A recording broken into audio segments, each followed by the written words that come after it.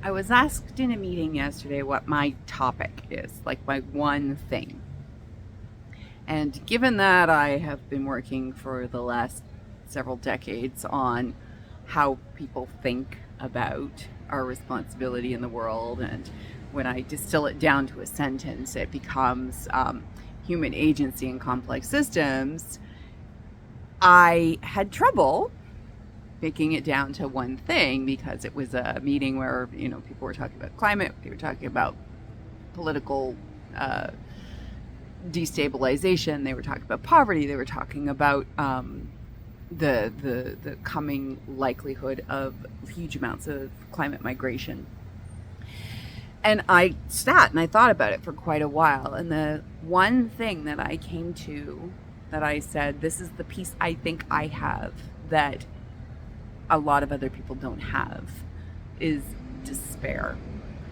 I think we have despair. I think my goal is that the people who are working on all of these things, the people who are holding these huge problems in our heads, in our minds, in our bodies, in our communities, do not live in a state of constant misery and despair. I was thinking about it earlier today and why that has become my thing. And it is that I feel like I expended an enormous amount of my 20s, 30s, and 40s thinking that somehow that sadness that I was feeling, that grief, all of those things were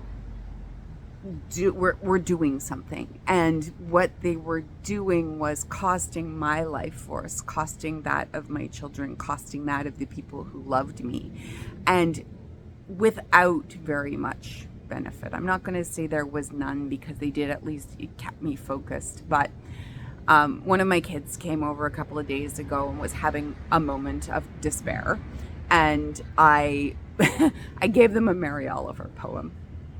So I prescribe poetry, and I prescribe Joanna Macy and Active Hope for people. But I think what I said in that meeting was, it's really important to me that even though we're conscious of the polycrisis, we're conscious of this, we're conscious and aware of all of these things that are happening, it's still okay to go and spend an afternoon at the park with your dog and enjoy the people around you and the love and joy around you, because it depletes us all to try and work from that place of deep sadness all the time. And we need to be able to touch our grief and use it as a motivating force, but not live in a constant state. Because also, I don't want to live in a world where everyone is in despair, and despair is a very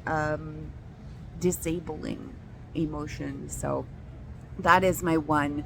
I had a brand, it's called Progressive Joy, and I really do believe that learning to feel positive emotions is part of the prescription for action in the world. So that's Active Hope, Mary Oliver, other poetry that gives us moments of ecstasy and joy and connection, because it can be very easy to fall into that despair.